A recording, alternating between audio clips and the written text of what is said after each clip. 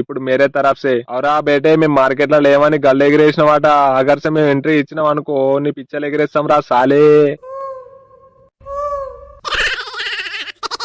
ఈ డైలాగ్ చెప్తే పోరి గుసాయించిపోతారు బాయ్.